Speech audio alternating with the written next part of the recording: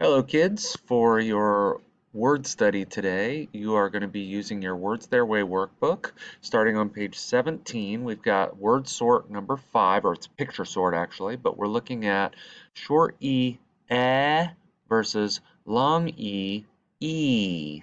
So each picture will belong to one of those two categories except for one picture or so, and that will be an oddball. So there's one in there that does not fit the short E, or E, long E.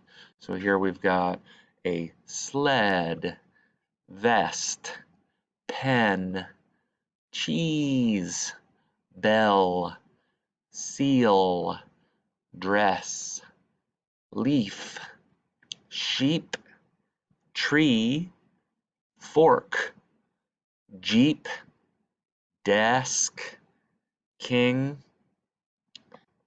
leg, sleep, and egg.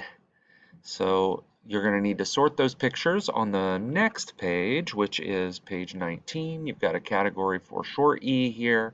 I'll paste all the short E pictures in this section here and all the long E pictures in this section here. Any oddballs go in the oddball column. Good luck and have fun on word sort number 5.